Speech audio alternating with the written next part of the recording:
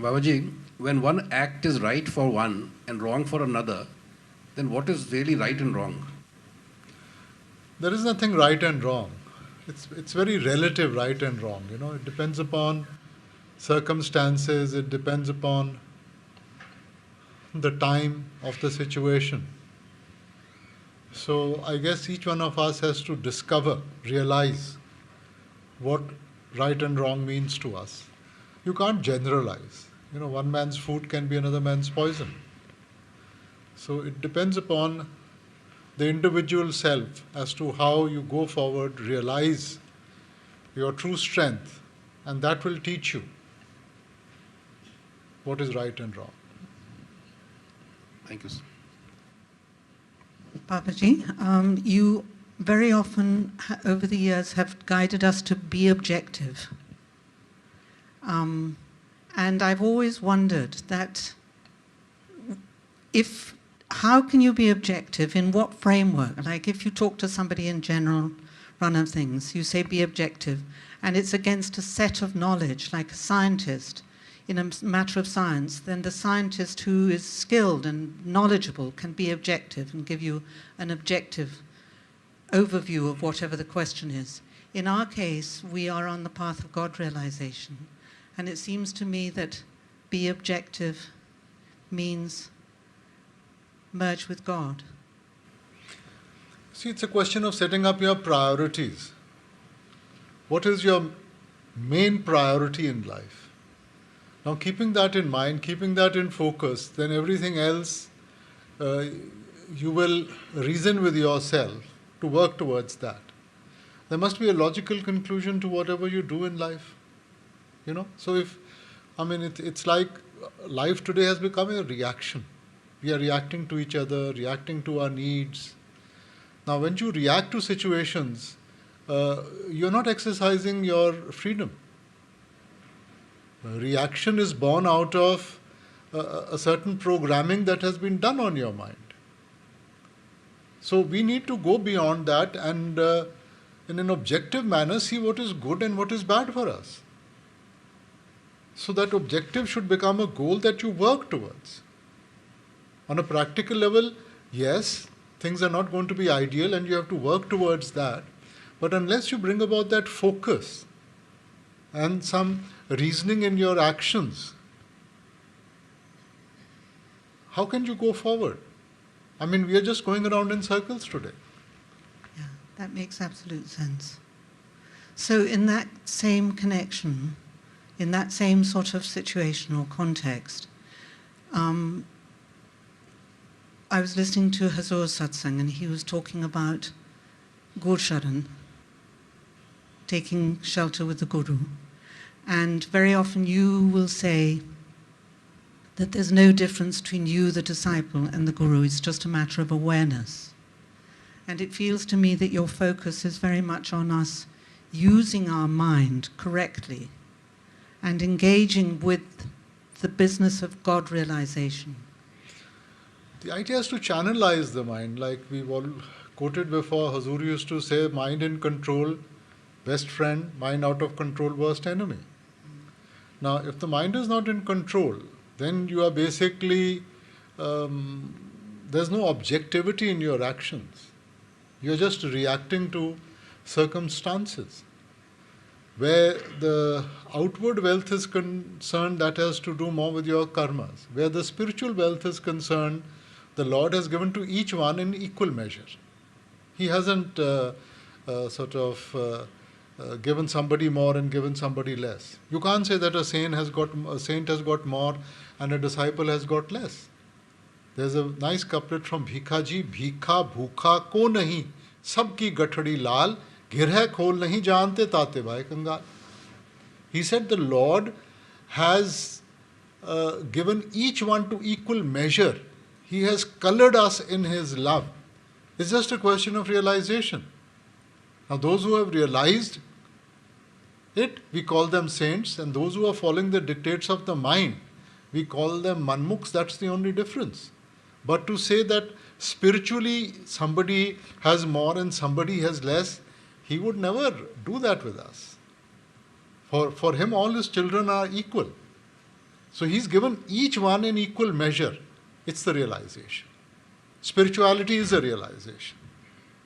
So it would be right to say then to encourage development of that thought within one, that the process of spiritualization and spiritual growth is a process of aligning our awareness or our consciousness. It's like a child, you send him to school. It's not that the teacher is going to put intelligence into him. He comes with a certain intellect. Like you take a raw diamond, it looks like an ordinary stone. But the jeweler has the eye to see, and slowly as he polishes that stone, the brightness comes forward and you realize its true value. So education is also a way of sharpening the intellect to bring that confidence level and the ability to reason and the ability to think forward. So similarly out here, it's again just an awareness. It's a realization. You can't be taught spirituality. Spirituality can't be taught. It can't be learned. It has to be experienced. And if it has to be experienced, it is something that has to be awakened from within you. And the only true experience is the experience of the Shabad. Life's experience will take you towards that creative power. And that creative power will enhance that. So it has to start with the experience of life and then channelizing yourself and joining yourself to that creative power that we call Shabad. And that enhances your ability to digest, to appreciate, to cherish. Thank you, Babaji. Babaji, Bhai Gurdas ji explains in Karm Siddhant that in Satyug, for the wrongdoing of one person, the whole country suffered. In Treta, the whole city suffered. In Dwapar, the whole dynasty. And in Kalyug, jo kare soi bhare. Does it mean that the law of karma is evolving? Beta, when writers write these things, they generalize because it is meant for the general public. It is not specific. So when you are teaching a child in the lower class, you're going to generalize on so many things. But as the child goes forward, then you start getting more specific. So there are certain things that at our mundane level we can understand and certain things we can't understand. So the writers will generalize. But when we become more specific, when we are able to experience for ourselves, we go forward, then it will become more specific. Thank you, Babaji. हुजूर जे कोई साडा मित्र प्यारा होवे और सानू प्यार करदा होवे, ਅਸੀਂ ਉਹਨੂੰ ਮਿਲਣ ਜਾਂਦੇ ਹਾਂ, ਉਹਦੇ ਘਰ ਦਾ ਦਰਵਾਜ਼ਾ ਖੜਕਾਉਂਦੇ। ਇੱਕ ਵਾਰੀ ਖੜਕਾਵਾਂਗੇ, 2 ਵਾਰੀ ਖੜਕਾਵਾਂਗੇ, 3 ਵਾਰੀ ਖੜਕਾਵਾਂਗੇ, ਉਹ ਦਰਵਾਜ਼ਾ ਖੋਲ੍ਹ ਦਿੰਦਾ। ਹੁਣ ਰੂਹਾਨੀਅਤ ਵੱਲ ਆਈਏ तो जिस तरह बाइबल च लिखा है, ask it shall be given to you, seek you will find and knock it shall be open unto you. ਹੁਣ ਅਸੀਂ ਸਵੇਰੇ ਰੋਜ਼ ਬੈਠ ਕੇ ਭਜਨ ਸੁਣਨ ਵੇਲੇ ਦਰਵਾਜ਼ਾ ਖੜਕਾਉਂਦੇ ਹਾਂ ਔਰ ਸਾਨੂੰ ਪਤਾ ਹੈ ਕਿ ਸਾਡਾ ਮਿੱਤਰ ਪਿਆਰਾ ਅੰਦਰ ਹੈ ਔਰ ਇਹ ਵੀ ਪਤਾ ਕਿ ਉਹ ਪਿਆਰ ਵੀ ਕਰਦਾ ਹੈ, ਪਰ ਉਹ ਖੋਲ੍ਹਦਾ ਨਹੀਂ। ਕਿਉਂ? नहीं, खोलता नहीं, दरवाज़ा तो खुला ही है। ये तो एक समझाने का तरीका है। 9 दरवाजे नवे दर फीके, रस अमृत 10वें च बीजे। साडा ध्यान 9 द्वारियां विच फैलिया होया हैगा। ठीक है, आपां भजन सिमरन दे जरिए उस ख्याल नूं एकाग्र करन दी कोशिश करके 10वें लदान दी कोशिश करते हैं। सो ये समझाने का तरीका हैगा कि knock and it shall open, कि तुसी उत्थे पहुँचोगे तो नॉक करोगे, जे तुसी पहुँचे नहीं तो नॉक कित्थों करोगे? वो तो बैठा खोलण नूं तैयार बैठा हैगा। तुसी जाके हुण देखो घर दा दरवाज़ा बंद ही हुंदा हैगा, तुसी आके खड़खड़ाओगे तो खोल दिंदा हैगा। सो कमी ਉਹਦੇ ਵਿੱਚ ਨਹੀਂ, कमी ਸਾਡੇ ਵਿੱਚ है कि ਅਸੀਂ दरवाजे तक पहुँचे ही नहीं हाले। ਮੇਰੀ ਬੇਨਤੀ ਸੀ ਕਿ ਆਪਾਂ ਦਰਵਾਜ਼ੇ ਤੇ ਪਹੁੰਚ ਕੇ ਉੱਥੇ ਖੜਕਾ ਰਹੇ। ਨੌ ਦਰ ਥਾਕੇ ਧਾਵਤ ਰਹਾਏ ਦਸਵੇਂ ਨਿਜ ਗਰਵਾਸਾ ਪਾਏ ਉੱਥੇ ਅਨਹਦ ਸ਼ਬਦ ਵਜੇ ਦਿਨ ਰਾਤੀ ਗੁਰਮਤੀ ਸ਼ਬਦ ਸੁਣਾਵਣੇ। ਸੋ ਜਦੋਂ ਤੁਸੀਂ ਉਸ ਦਰਵਾਜ਼ੇ ਦੇ ਨੇੜੇ ਪਹੁੰਚੋਗੇ ਉਹ ਕਸ਼ਿਸ਼ ਹੀ ਇੰਨੀ ਹੋਊਗੀ, ਜਦੋਂ ਤੁਸੀਂ ਉਸ ਕਸ਼ਿਸ਼ ਦੇ ਨਾਲ ਲੈ ਕੇ ਜਾਓਗੇ ਉਹ ਦਰਵਾਜ਼ਾ ਤਾਂ ਆਪਣੇ ਆਪ ਹੀ ਖੁੱਲ੍ਹ ਜਾਊਗਾ। ਬਾਬਾ ਜੀ, ਉਹ ਨਾਲ ਗੁਰਬਾਣੀ 'ਚ ਲਿਖਿਆ ਕਿ ਸਤਿਗੁਰ ਹੱਥ ਕੁੰਜੀ ਹੋਰਤ ਦਰ ਖੁੱਲੇ ਨਾ। ਦੇਖੋ ਉਹੀ ਸਮਝਾਉਣ ਦੀਆਂ ਗੱਲਾਂ ਹੈਗੀਆਂ ਨਾ, ਸਾਨੂੰ ਦੱਸਣ ਵਾਸਤੇ ਹੈਗਾ ਕਿ ਉਸ ਦਰਵਾਜ਼ੇ ਤੱਕ ਪਹੁੰਚਣ ਦਾ ਜਿਹੜਾ ਤਰੀਕਾ ਹੈਗਾ ਉਹ ਤੁਹਾਨੂੰ ਕੋਈ ਗੁਰਮੁਖ ਸਮਝਾਉਂਦਾ ਹੈਗਾ। ਅਸੀਂ ਰੋਜ਼ਮਰਾ ਜ਼ਿੰਦਗੀ ਵਿੱਚ ਉਸ ਤੱਕ ਨਹੀਂ ਪਹੁੰਚ ਸਕਦੇ, ਮਨ ਨੂੰ ਨਹੀਂ ਕਾਬੂ ਕਰ ਸਕਦੇ, ਉਹ ਤੁਹਾਨੂੰ ਯੁਗਤੀ ਸਮਝਾਉਂਦਾ ਹੈ। ਸੋ ਯੁਗਤੀ ਉਹ ਚਾਬੀ ਹੈ ਜਿਹਦੇ ਜ਼ਰੀਏ ਆਪਾਂ ਉਹ ਦਰਵਾਜ਼ਾ ਖੋਲ੍ਹਣਾ ਹੈਗਾ। ਸੋ ਜਦੋਂ ਭਜਨ ਸਿਮਰਨ ਕਰਾਂਗੇ, ਉਸ ਯੁਗਤੀ ਨੂੰ ਅਪਣਾਵਾਂਗੇ, ਮਨ ਇਕਾਗਰ ਹੋਊਗਾ, ਆਪਣੇ ਆਪ ਉੱਤੇ ਜਾਣਾ ਸ਼ੁਰੂ ਕਰ ਦਊਗਾ। ਦੇਖੋ ਮਨ ਕਰਮਾਂ ਦੇ ਨਾਲ ਦੱਬਿਆ ਹੋਇਆ, ਜਿਵੇਂ ਜਿਵੇਂ ਭਜਨ ਸਿਮਰਨ ਦੇ ਨਾਲ ਉਹਨੂੰ ਆਪਾਂ ਹਲਕਾ ਕਰਦੇ ਜਾਵਾਂਗੇ ਉਹਨੇ ਆਪਣੇ ਆਪ ਉੱਤੇ ਦੀ ਤਰਫ ਵਧਣਾ ਸ਼ੁਰੂ ਕਰ ਦੇਣਾ ਹੈਗਾ। ਹਜ਼ੂਰ ਸਮਝਾਇਆ ਕਰਦੇ ਸਨ ਕਿ the natural attraction of the iron is towards the magnet।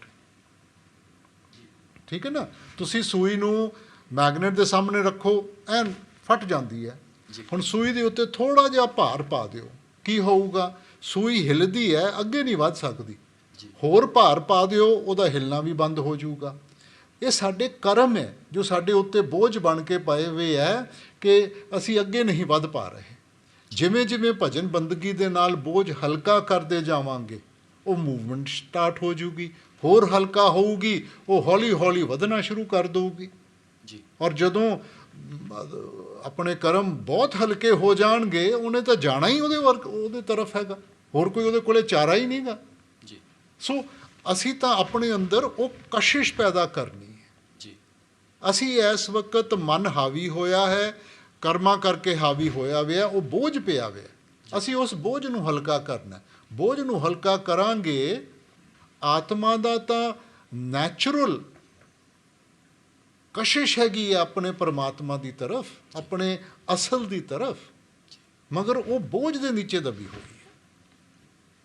Thank you Baba ji. Babaji, it is said that if the Lord had to interact with human beings, he would do it in a language that human beings can understand, and therefore he would come in human form. It is also said then that, the voice of God will be in the Guru. But because we are human beings, we tend to humanize the Guru.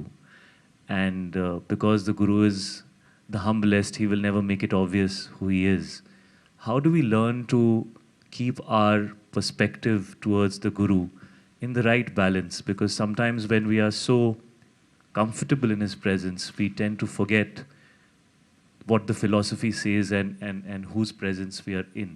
How do we keep ourselves balanced in that place? I'm not going to talk about myself or this. I'm going to talk in general terms about the Guru. The purpose of the Guru is to be like you. If he is not like you, you won't be able to relate to him. If he is going to show extraordinary qualities, you will say, you will put him on a pedestal and you will say, well, it's very easy for you out there. You don't know what we are going through. So he has to go through the passage of life like any one of us. He's going to go through happiness, sadness, pain, pleasure, illness, everything like any one of us. Because only then can he be a good example. If somebody has ideal circumstances, he can't be a good example. And talking about the language, from the Christian side, there's a very beautiful story that in the passage of time, as this creation started continuing, they all used to speak in one tongue and they were all together. And at one stage they decided that why do we need the Lord? And so they started building the tower. Okay? And basically the tower was where they are able to access heaven and just be, because they were told that God made man in his own image. So they were in his own image, they were speaking the same language, everything, and so they thought, let's take over. And at that, this is the story now, so don't take Jesus. it literally. And at that stage, it is said that he sort of, I won't use the word curse, but he told them that, that I'm going to divide you in so many languages and in so many divisions that you will never come together again. So it's an evolution. It's not that God will curse us, but He's just showing you the evolution of the human being. Where the moment the individual gets power, he starts misusing it. We are not able to channelize it in the right manner. That little bit of power and we lose sight of our goal. We lose sight of our objectivity. Babaji, also about knowledge. It is said that knowledge is meant to whet the appetite of the mind, to channelize it towards God realization, and by virtue of that, the soul will then find its true meaning and its true home. But what also sometimes feels is that too much knowledge also then distracts because it overcomplicates something which should be simple. How do we understand how to find the right balance between how much knowledge, till what point, where should experience step in? How should we make sure that the knowledge doesn't start going against us? Because it is feeding the mind, which is something that is always looking for more and more and more.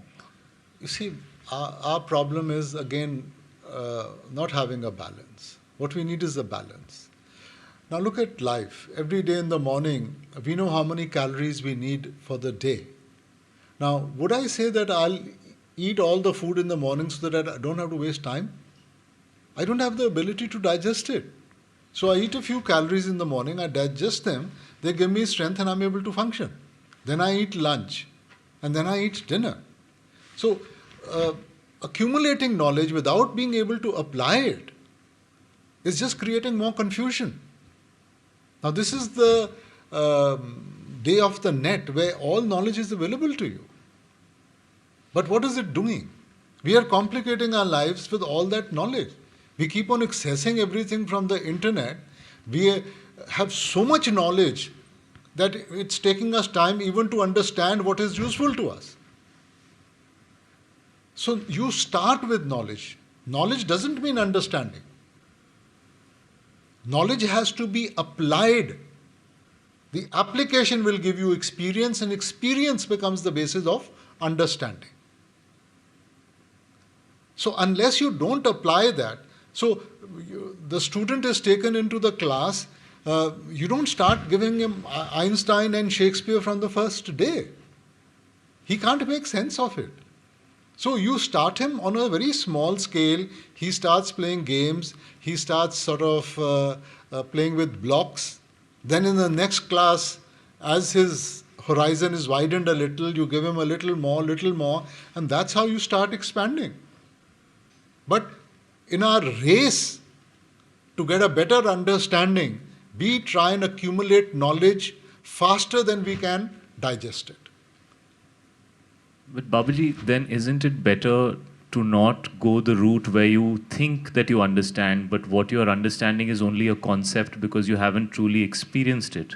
We don't understand anything even till the end of our life. You can spend your entire life in accumulating knowledge to think that from a physical perspective you will be able to understand, or an intellectual perspective you will be able to understand. You can't. You can't.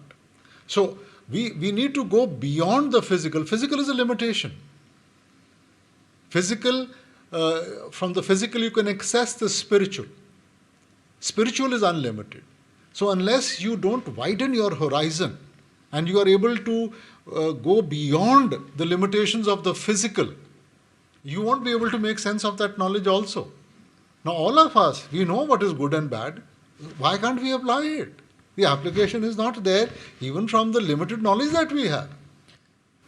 So then, Babaji, somebody who might have no knowledge but might have practiced his meditation is in a far better place than somebody who has all the knowledge, at a bookish level but hasn't experienced it truly inside.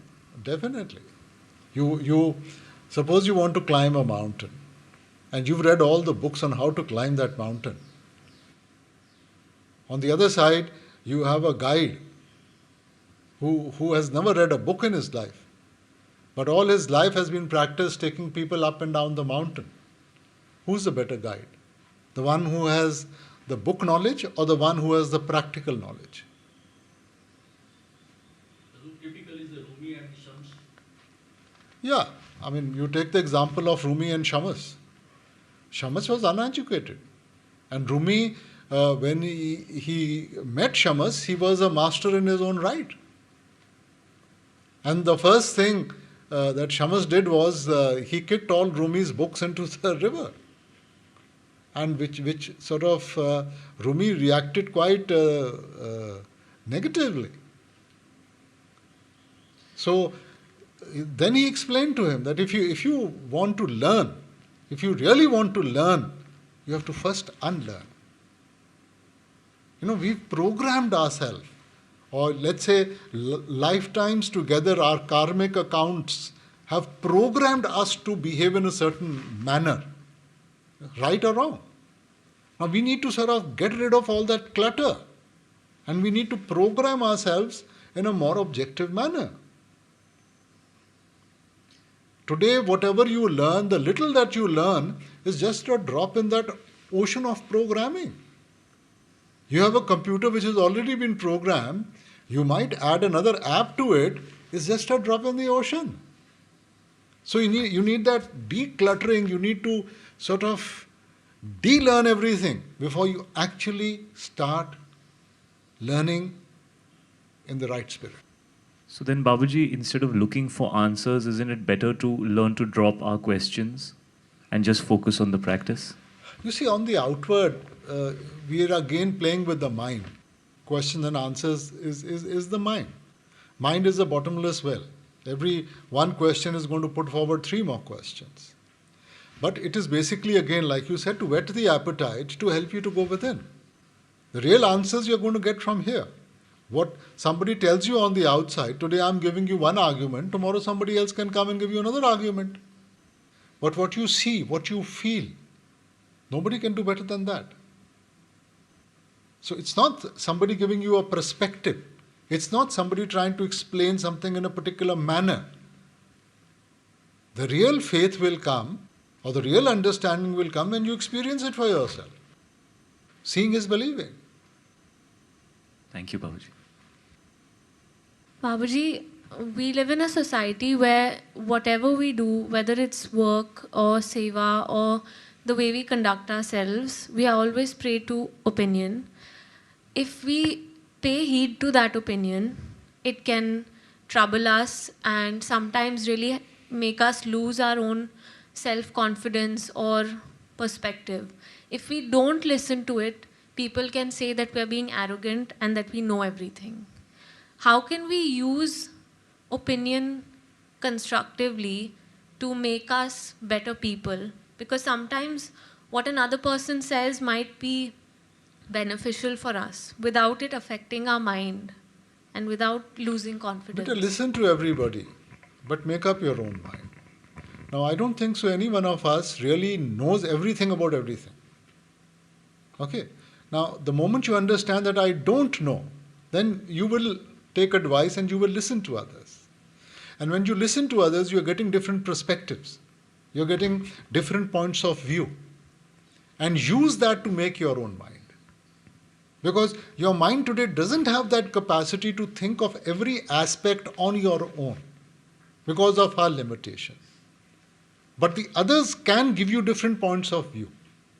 So if you take the time to listen to them, consider it, and then make up your mind, you'll probably be able to go forward faster than just using your own mind, making a mistake and trying again and making a mistake and trying again. Because whatever perspectives are given to you, it's from different people's experience. So listen, but make up your own mind. Thank you. Baji, if somebody has tried to be on the path and follow the path in whatever small manner he or she can, and has come of certain age and whatever years are left of him or her, what should be the approach that the person should have to come closer to the reality of spirituality for his life? I won't use age as a criteria. Experience teaches the old to be young and the young to be old. It again depends upon your sincerity. Now, if somebody's been sincere from a younger age, he will be able to get that realization faster. Somebody hasn't been sincere, even at an older age, he may not reach anywhere. So it has to be sincerity of purpose, being objective, and putting everything into practice. Huzur, whatever is left of that person, how to utilize that time, or what approach should he or What she has have? been taken away from the person? You are saying what is left of the person, I'm saying what has been taken away from the person. You see, time is not something we can control. So we have to strengthen ourselves to be able to face up to it. Yes, thank you. Babaji, my question is about controlling the mind. I mean, there are 8 billion people in the world today, 8 billion minds. And the tendency of all these minds is downward and outward. And in meditation, we are... Why should you say of all the 8 billion? You can say the majority. More or less. No, say the majority. Okay, majority. Okay. And in meditation, we are trying to go upward and inward. Aren't we trying to fight a divine design? You don't know the divine design to be able to say what is the divine design. Because not everybody again. No. All of us learn through effort. Okay? If you don't take a step forward, how are you going to learn?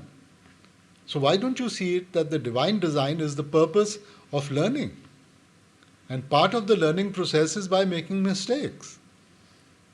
And when you learn, as you go forward, it becomes tougher and tougher. In the first class, the responsibility on the child is very little. But as he goes forward, doesn't the responsibility increase? So he's seeing our ability to be able to focus, how to channelize and recognize what is right for us. Now, if I choose not to study or if I choose not to focus, then I'm just delaying the inevitable. He's given me an objective, a purpose in life. Now, I can do it in a day, I can do it in a year, I can do it in 10 years, 100 years, lifetimes.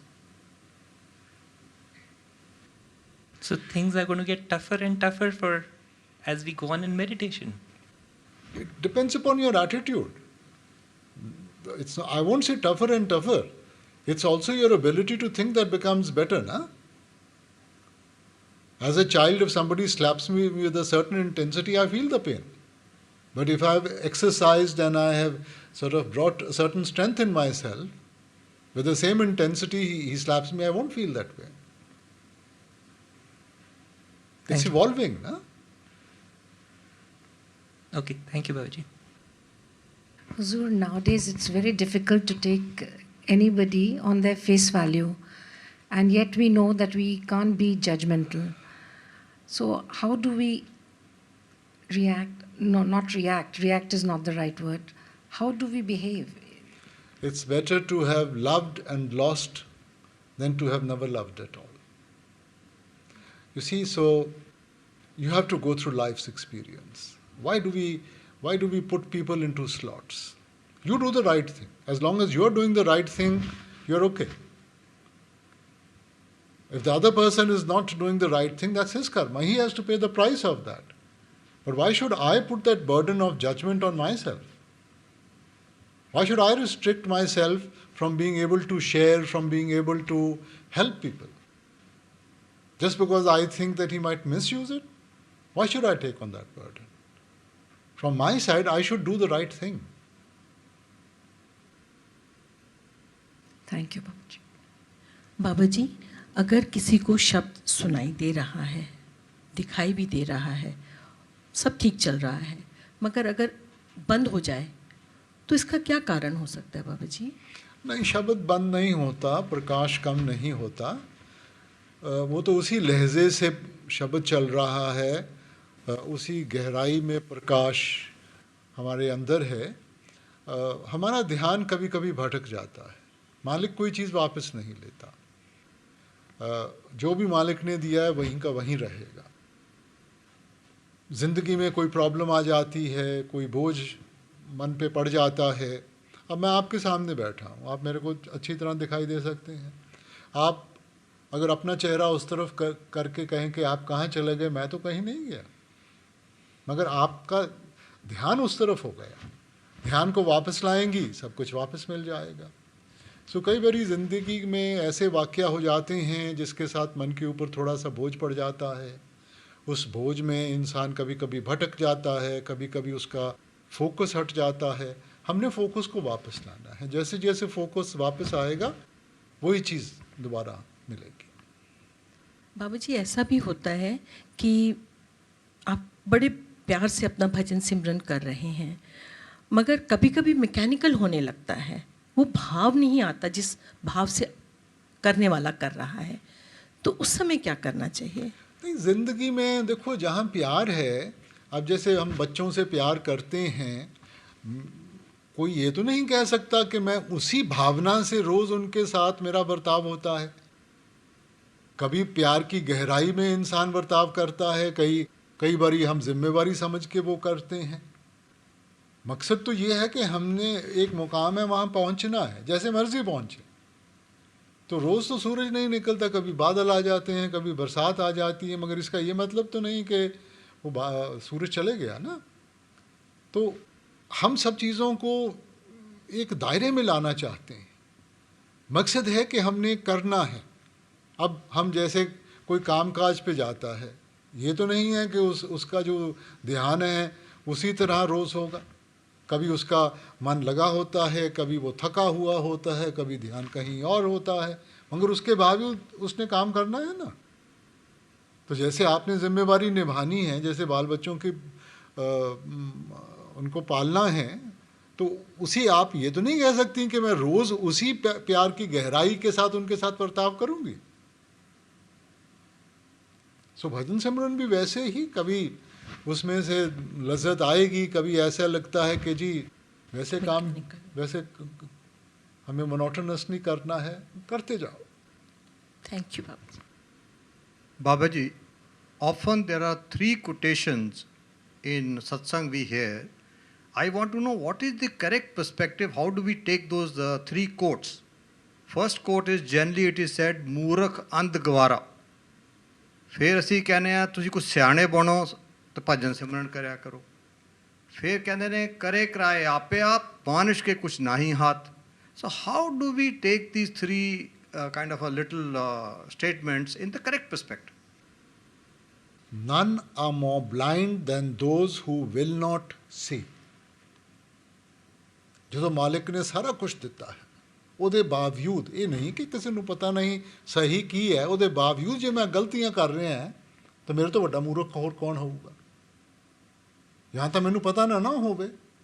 ਹੁਣ ਮੇਰੀਆਂ ਅੱਖਾਂ ਖੁੱਲੀਆਂ ਤੇ ਜੇ ਮੈਂ ਫਿਰ ਵੀ ਠੋਕਰ ਖਾਂਦਾ ਤਾਂ ਦੂਜਾ ਕਹੂਗਾ ਤੂੰ ਅੰਨਾ ਹੈ, ਤੇਰੇ ਤੋਂ ਦਿਖਦਾ ਨਹੀਂਗਾ ਤੈਨੂੰ।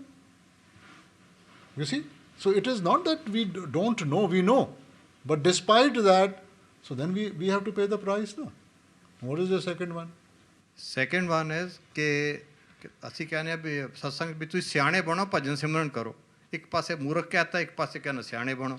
ਨਹੀਂ, ਸਿਆਣੇ ਤਾਂ ਹੁਣ ਜਿਵੇਂ ਮੈਂ ਬੇਨਤੀ ਕੀਤੀ ਕਿ ਆਪਾਂ ਨੂੰ ਪਤਾ ਗਲਤ ਕੀ ਹੈ ਔਰ ਸਹੀ ਕੀ ਹੈ। ਜੇ ਸਹੀ ਕਰਾਂਗੇ ਤਾਂ ਆਪਣੇ ਆਪ ਅਸੀਂ ਸਿਆਣੇ ਬਣ ਜਾਵਾਂਗੇ, ਕਿਉਂਕਿ ਉਹਦਾ ਫਾਇਦਾ ਨੁਕਸਾਨ ਸਾਡਾ ਹੀ ਹੈ, ਕਿਸੇ ਹੋਰ ਦਾ ਤਾਂ ਨਹੀਂਗਾ। ਜੇ ਆਪਾਂ ਸਹੀ ਰਸਤੇ ਦੇ ਉੱਤੇ ਚੱਲਾਂਗੇ ਫਾਇਦਾ ਮੇਰਾ ਹੈਗਾ, ਜੇ ਮੈਂ ਗਲਤ ਰਸਤੇ ਤੇ ਚੱਲੂੰਗਾ ਨੁਕਸਾਨ ਵੀ ਮੇਰਾ ਹੈਗਾ।